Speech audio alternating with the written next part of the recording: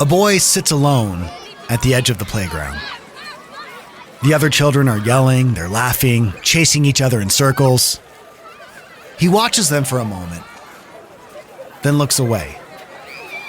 A whistle blows nearby and he covers his ears. Not dramatically, almost automatically. Like his body reacts before he has time to think about it. Later, a teacher will describe him as distant. Another adult will say he seems like he's in his own world. And years from now, someone might call it autism. But long before there was a diagnosis, there were children who experienced the world differently, and adults trying to decide what the difference meant. There has always been a tension between difference and disorder, especially in children. A child who speaks differently or plays differently really connects differently. And for much of history, those differences weren't understood. In fact, sometimes they were feared or dismissed, sometimes treated as something that needed to be corrected.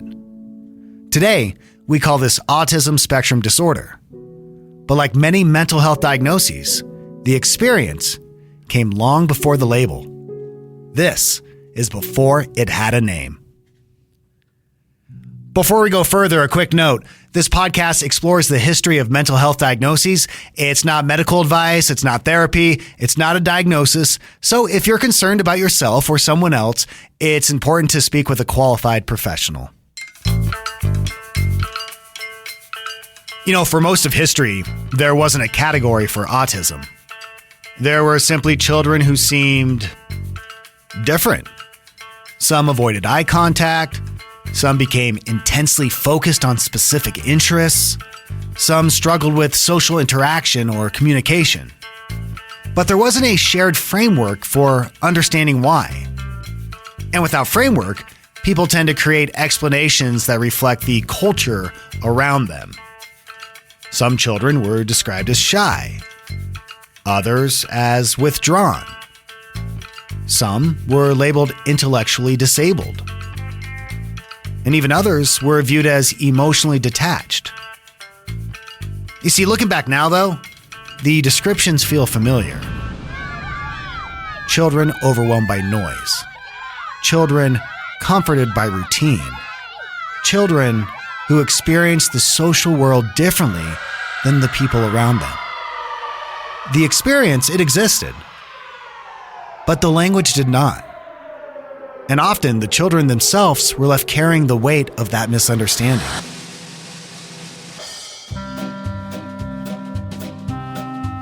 In 1943, an Austrian-American psychiatrist named Leo Kanner publishes a paper describing 11 children with remarkable similar patterns of behavior, difficulty with social interaction, a strong preference for sameness and routine, repetitive behaviors, intense focus on special interests. See, Kanner calls it early infantile autism. And for the first time, autism begins to take shape as a distinct diagnosis. And initially, this is important progress because many of these children had previously been misunderstood entirely. But the understanding, it's still very limited. Kanner describes the children as emotionally distant or detached. And some clinicians begin interpreting autism through a deeply, deeply flawed lens. And this lens would shape families for decades.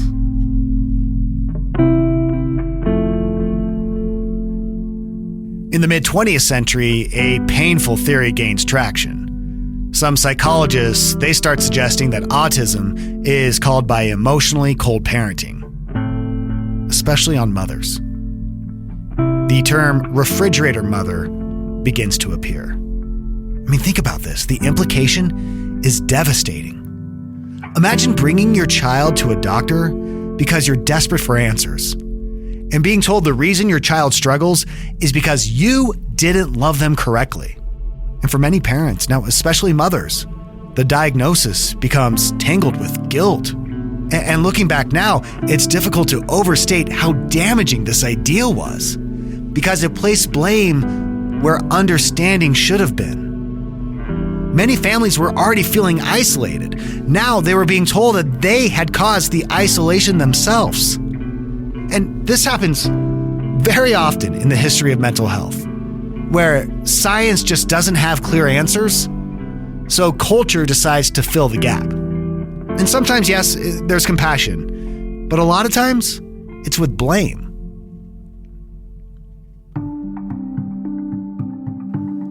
Over time, research begins moving away from parental blame. They start doing twin studies and developmental research and neurological findings.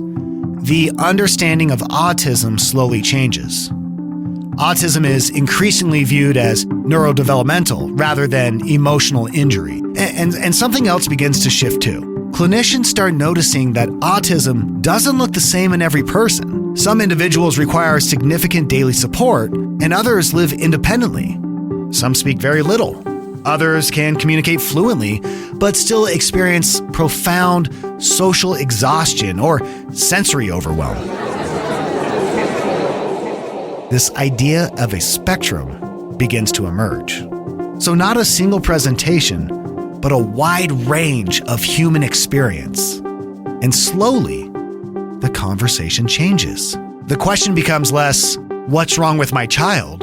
And more, what is this child experiencing that we don't yet understand? As awareness grows, many autistic adults begin describing something clinicians hadn't fully recognized before: masking. This is the effort of learning how to appear socially typical, studying facial expressions, practicing conversations, suppressing behaviors that feel natural. For some people, masking becomes so constant that they don't realize how exhausting it is until much later in life. Think about that boy from the playground. The boy grows older. Maybe he learns when to force eye contact. Maybe he studies how long to pause before responding in conversation. Maybe he becomes very good at appearing comfortable while feeling completely overwhelmed inside. And because he adapts, people assume he's fine. This becomes especially important in conversations about girls and women, many of whom were historically overlooked because their differences didn't match early diagnostic expectations. Again, the diagnosis evolves. Not because autism suddenly changed, but because our understanding of it did.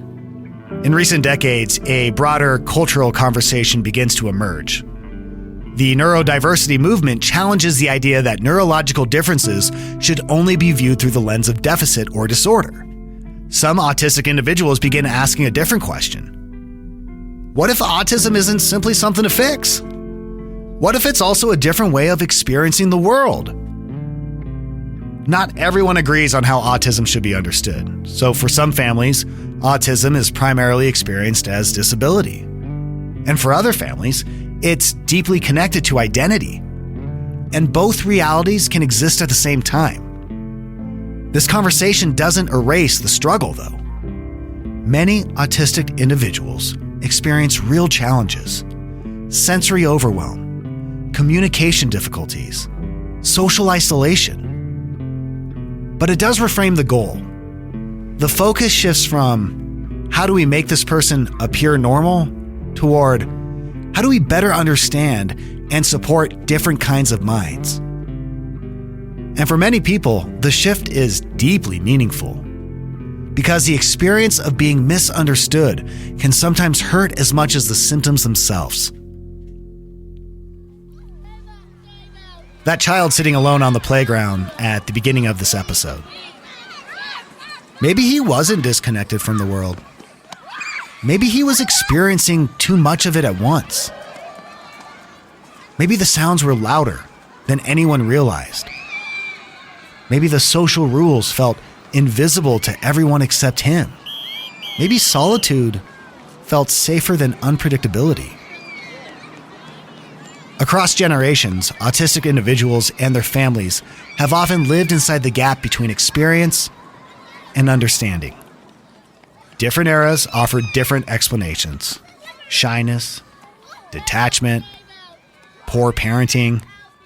Now, autism spectrum disorder. The label changed.